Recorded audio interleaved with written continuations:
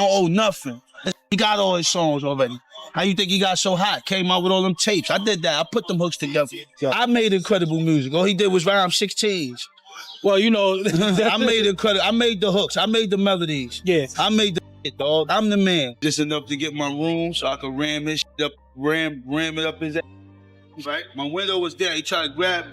So when he came in the window, I punched him in the face. Max B and Jim Jones used to be closer than brothers, but the moment Jim pushed that bond to the side, everything flipped overnight. That's what Max stopped being his secret weapon and turned into the one problem Jim could never escape. So Jim Jones, compare the names. Look, Max Bigavel, Jim Jones. That don't even add up. That's not on my level, man.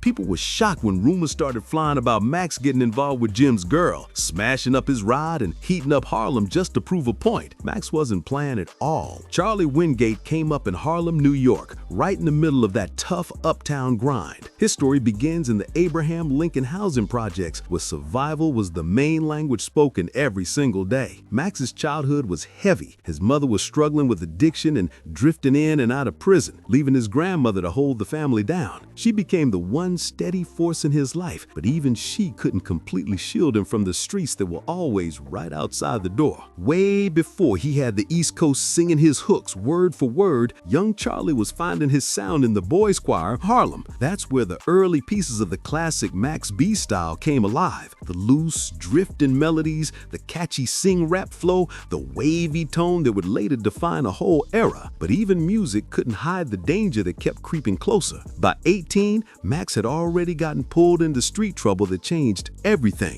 In 1997, he caught a robbery case and ended up serving around 8 years locked up, a stretch most people wouldn't bounce back from. But Max wasn't like most people. Prison didn't break him, it sharpened him. When he came home in 2005, he stepped out with a new name, a new mindset, and a type of confidence that came from real experience. That's when the world met Max Bigavel, the name he built from legends. Biggie Smalls, Machiavelli, Tupac, and Jigga Jay-Z. In his mind, he was the perfect mix, the smooth delivery, the painful truth, and the hustler spirit all wrapped into one. My name is Max B, aka Max Bigavel. We know Bigavel stands for Big Jig and Pac, right? But where did the Big name... Jig and Machiavelli, baby. Yeah. Big Jig and Machiavelli. When Max returned, Harlem was already heating up. The Diplomats were running the city. Cameron and Jim Jones had the whole neighborhood rocking. Max reconnected with Cam, and through that link, he got introduced to Jim Jones. Before long, he signed with Jim's label, Bird Gang, and teamed up with iconic Harlem producer Dame Grease. The moment they hit the studio together, something clicked instantly. Max dropped his first mixtape, $1 Million Baby, in 2006, and the streets exploded with excitement. His voice, his wild confidence, his raw energy, everything he touched sounded different in the best way possible.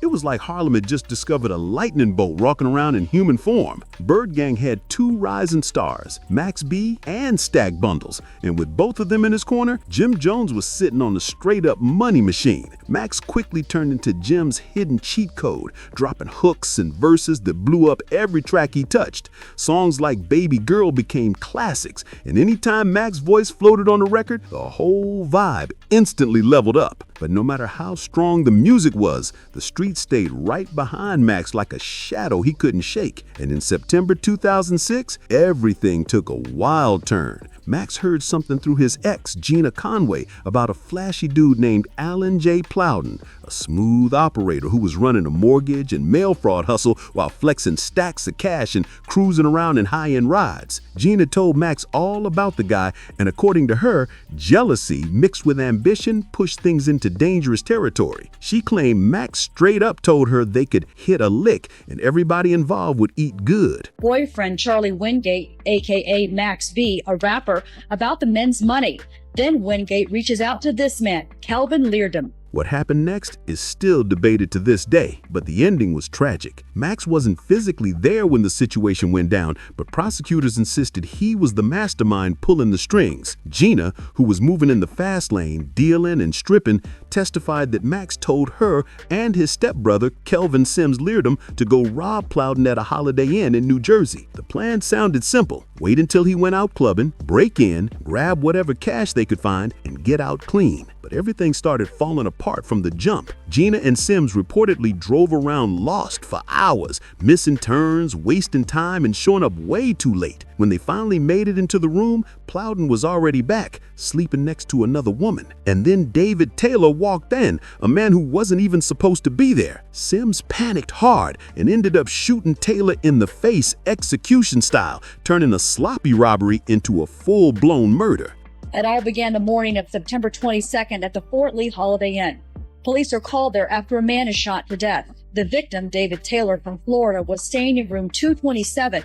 Gina Conway was the first piece to crumble. Once she got caught, she spilled every detail she could to save herself. She handed over a 169-page statement and pointed straight at Max as the one who set the whole thing up. She said Max promised her everything, money, loyalty, forever, if she helped him. And when the feds came for Max, they came with full force. He was arrested and slapped with life-changing charges, including felony murder. His bail was set at a massive $2 million. While Max sat in that cold cell, stressing over every second, the world outside kept moving without him. Jim Jones, the same man who signed Max and brought him into Bird Gang, was suddenly everywhere. That's when Jim dropped We Fly High, aka Ballin', a trap that blew up instantly. It became his biggest anthem ever, and Max claimed he wrote it. He said he ghost wrote that hit along with most of Jim's biggest records. But while Jim was doing interviews and stacking success, Max was locked up fighting for his freedom and his career. Got him in his drive already. I don't owe nothing. He got all his songs already. How you think he got so hot? Came out with all them tapes. I did that. I put them hooks together. I made incredible music. All he did was rhyme 16s. Well, you know, I made the hooks. I made the melodies. Yeah. I made the shit, dog. I'm the man. After 10 long months, Max's bail finally dropped to $90,000. That's when Jim stepped into the picture, but not with the loyalty everyone expected. Instead of helping Max out like a real friend, he allegedly used bail as leverage. Reports say Jim agreed to put the money up only if Max signed over his publishing and agreed to lock in for 6 albums under him. Stuck in a cell, desperate, and with no real options, Max signed the deal. Jim walked away with all the publishing behind the legendary Wavy sound, and Max walked out of jail, but into a future where almost nothing truly belonged to him. Max B stepped out of jail in July 2007, a completely different man, colder, sharper, and carrying a heavy load of anger that he didn't bother hiding anymore. He was broke, betrayed, and locked into a contract that stripped him of his future. All while the person benefiting the most was the man he once called family, Jim Jones. Max sat in that cell watching the streets chant his name on mixtapes and DVDs like he was some kind of hood myth. And the louder people celebrated Wavy, the more obvious it became. If Jim wasn't going to lift him up, Max was ready to flip the whole situation upside down. Max had every reason to feel played. This wasn't just business politics. This was financial damage on a personal level. Jim Jones owned Max's entire publishing, meaning every hook Max ever created, every smooth ad-lib, every catchy line that made people rewind. Jim was the one getting the check from it all, every single drop. And it was way bigger than money. The friendship was shattered. The loyalty was gone. Max was left walking around with a mind full of revenge and a heart frozen by the way everything fell apart. So he walked away from Bird Gang with the mission. If Jim Jones wasn't going to give him what he earned, Max was ready to tear him down in public, and absolutely nothing was off limits. Soon, Max found the perfect person to stand with him, French Montana. Back then, French wasn't a chart-topping superstar. He was a street figure with a raw reputation, mainly known for his Cocaine City DVD series that showed the gritty reality of the Bronx and other hoods. French already had tension with Jim Jones because of an old shooting situation where people said Jim was spreading bad talk about him. So when Max and French connected, it wasn't just music. It was a bond built for mutual beef and real street frustration. They formed their crew, Coke Wave, and it would become one of the most powerful and aggressive mixtape movements the streets had ever seen. Max had already learned the hard way that the industry wasn't going to save him. He had no publishing, no label, no machine behind him. But he did have a voice the streets respected, and a natural skill for making music people couldn't ignore. So he did what a real hustler does when he's boxed in. He went underground and took matters into his own hands. He started releasing his music for free, letting the streets hear everything the industry was trying to bury. But he wasn't just dropping songs. He was dropping verbal explosives aimed at Jim Jones and anybody connected to him. Max wasn't holding back at all. The first shot he fired was in the form of a mixtape, Public Domain 3, and from that moment on, the whole situation was ready to explode. The mixtape cover alone sent shockwaves everywhere. Max stood in a graveyard, posted up beside tombstones carved with names like Millie, Jim Jones, and Vanilli. Plus, Jules Santana flipped into Joel Santana. He was straight up comparing him to the old Millie Vanilli duo. Artists accused of faking their whole sound. In Max's eyes, Jim and Jules was trying to ride the same wave he created, and he wasn't shy about calling it out. He kept clowning them with tracks like Singin' Rappin', dropping lines like, "I know them dudes need me. I was giving them the loot, but them dudes done blew it." Every bar was another shot, and Max delivered each one with a grin you could hear through the speakers. But Max didn't stop at music. He went after reputations, images, and everything Jim Jones was trying to build.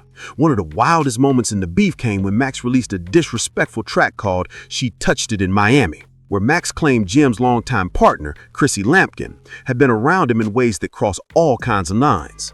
Max didn't describe anything graphic, just hinted at betrayal while laughing through the verses, painting Jim as someone getting embarrassed by people in his own circle. And the streets reacted fast. They ate the drama up instantly. Jim Jones was stunned. He didn't expect Max to go this far. He tried denying everything, brushing off Max's claims, and downplaying his impact by saying he was just a washed-up rapper who never got real momentum. Jim even insisted Max didn't write "We Fly High," but the streets weren't buying it. Max's voice was clearly all over the early reference versions floating around. It was suddenly starting to make people wonder just how much of Dipset's catalog had Max's fingerprints on it. Max wasn't just talking tough. He moved like he was really ready for conflict. He even claimed Jim tried to set him up one day by boxing his car in a parking lot. According to Max, he spotted the play early, smashed his way out by ramming Jim's Bentley, and even got a couple of punches in before speeding off.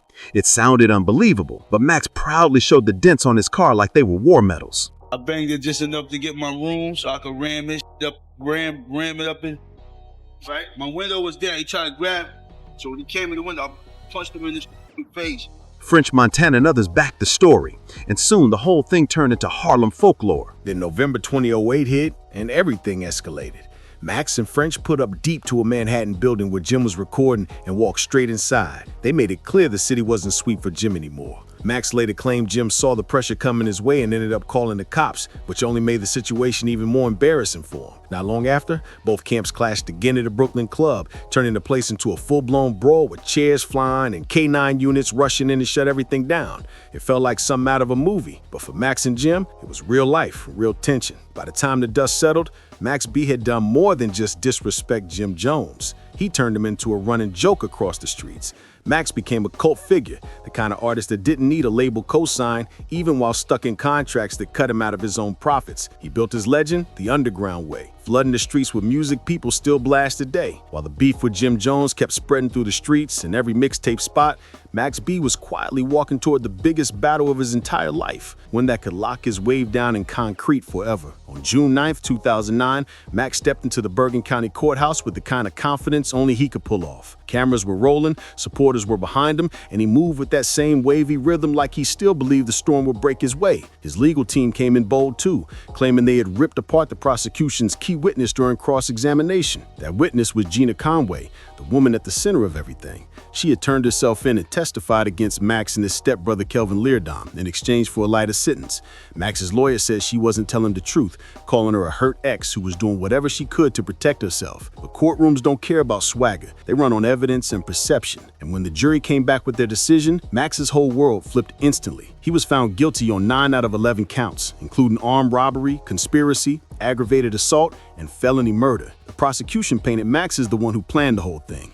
They said he set up the robbery, encouraged Gina and Kelvin to go through with it, and expected to collect money without being there in person. The entire case pretty much depended on Gina's testimony. She struck a deal with the government. Her murder charges were lowered to armed robbery and manslaughter, earning her a recommended 18-year sentence instead of something much worse. Max's team fought back, saying Gina shaped her story to cut her time, and even pointed out that she told the court at one point that Max didn't know about a robbery at all, claiming she used his name to convince Kelvin to move on a plan. The defense says she only pointed the finger later because she was hurt and trying to save herself, but the jury didn't accept that version. On September 3rd, 2009, Max B was sentenced to 75 years in prison. Right around that time, Max B gets found guilty on 9 of 11 counts, including felony murder. And he gets sentenced to, was it 75 years? Yeah, 75. He went from being a buzzing street icon to an inmate in one day. His earliest possible parole year was set for 2042, a date that felt like another lifetime away. The streets felt the loss immediately. People were mourning, replaying his tapes, and talking about how his wave got trapped at his peak. But while fans were hurting, Jim Jones looked like he was celebrating from a business angle. To him, it felt like he had just played the ultimate power move. Max was locked up, unable to speak for himself, unable to drop new music, and Jim still owned Max's publishing. Every hook Max ever sang, every melody he crafted, every cent made from it flowed straight into Jim's pockets. Jim even joked about Max in public whenever he could, calling him goofy names, dismissing him as irrelevant, and repeating the idea that Max was washed before his career ever really began. He talked like Max wasn't a threat, like he was just old inventory sitting on a dusty shelf that he'd used once and didn't need anymore. But the streets didn't forget Max B. Not then, not ever. But things weren't nearly as locked up as Jim Jones thought. Even behind prison walls, Max B refused to fade away. The streets still had real love for him, and his name carried a weight you couldn't bury. Max kept in touch with French Montana, DJs, and independent labels, doing everything possible to stay present, stay relevant, and stay heard. Then in May 2010, everything shifted with one major legal win that flipped the whole power dynamic. A judge ruled that Jim Jones no longer had any control over Max B's music career. The court found that Max had already fulfilled both contracts he signed in 2005 and 2007. In simple terms, Max was free. Not physically free yet, but free from the paper chains that kept his art locked inside someone else's pockets.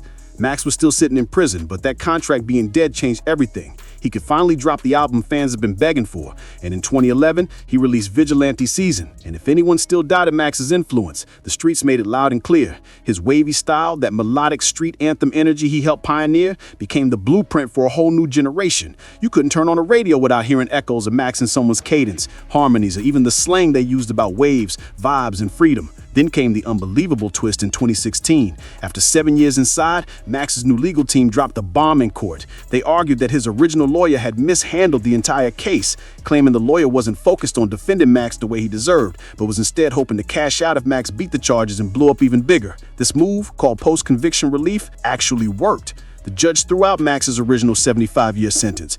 Max then took a plea for aggravated manslaughter, which cut 55 years off his time. The sentence dropped to 20 years, then down to 12. And with the years he had already served, a release date was suddenly on the horizon. Max wasn't going to die in prison after all. His official release date was set for November 9th, 2025. Originally, you were sentenced to 75 years. But then last July, you said you got reduced to 20 years and then to 12 years. By this point, Max B wasn't just a rapper, he was a legend, a myth, an influence that traveled way beyond bars. His fingerprints were everywhere, from underground freestyles to superstar albums. Kanye West tried to name his 2016 album Waves and had to publicly shout out Max after fans called him out. Kanye even featured Max's voice on the track. Drake and Wiz Khalifa both said Max influenced him. Even Jim Jones, someone who spent years downplaying Max, admitted in a rare honest moment that Max B could have been bigger than Drake if he had stayed free. Now, as 2025 creeps closer, there's one huge question hanging in the air. Are Max and Jim still enemies, or is the war finally over? Max, speaking from prison, sounded like a man who had changed. He said he was focused on being better, a husband, a father of 4, and that the old anger wasn't driving him anymore. He even hinted that maybe, just maybe, the beef could finally be put to rest. But Jim Jones wasn't on that vibe. Even though he and French Montana rebuilt their friendship and even made music together in 2023, Jim made it clear that Max was a different situation entirely. He said he didn't wish Max harm, but he wasn't trying to get close either. And now, with Max B scheduled to walk free in November 2025, the whole world is waiting to see what happens next. Will there be peace? Will there be music? Or will the wave crash into Harlem one more time? If you enjoyed this breakdown, make sure you like, subscribe, share, and drop a comment to let me know what you want covered next.